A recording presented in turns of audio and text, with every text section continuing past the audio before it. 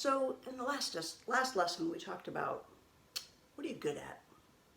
This is part 2 of trying to figure out your purpose. So step 1 was identifying what you're good at. Did you come up with anything? Surely there's at least one thing you're good at. Everybody has at least one. I know people who are really good at giving hugs. There are other people that are really good at encouraging people. Some people are really good at dancing or, I don't know, singing or crocheting or knitting, taking care of children. Some people are really good at baseball, basketball, whatever. Hopefully you identified at least one thing that you're good at, you're really good at. So tonight we're going to talk about what are you passionate about? Like what really flips your switch? What is it that, let's say you had an opportunity to do something and you were really tired, but when this opportunity came up, you went for it because it energizes you. For me, it's something that I really haven't done for about 10 years. And so yesterday, or earlier today, I guess, I went into my storehouses and I pulled out this baby. Now, I haven't played my trumpet or my trombone or recorder or guitar or any of that for probably 10 years. But how can I talk about passion and not actually engage in one of mine? And for me, music is one of my passions.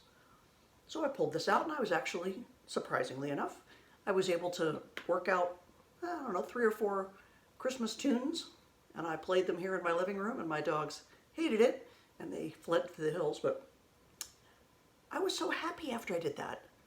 I think tomorrow I'm going to have to pull out my trombone and do the same. Trombone is my primary instrument, but trumpet is one of the ones that I played, and I enjoyed that yesterday. So what are you passionate about? Now, oftentimes our passions match up with our talents.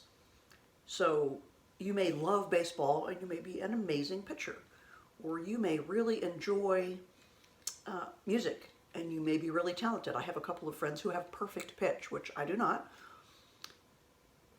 Now, my father, on the other hand, he had a passion for music, but he didn't really have a talent for it, but he loved it anyways. He always listened to music, classical music primarily, but he liked ragtime too.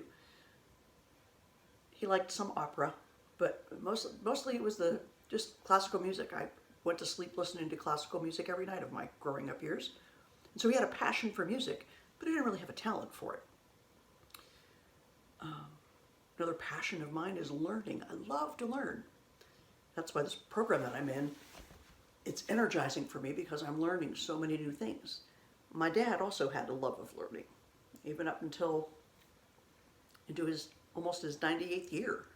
He was constantly reading and learning new things. That was a passion of his. So what are your passions? So step 1 was identifying what kinds of things are you really good at.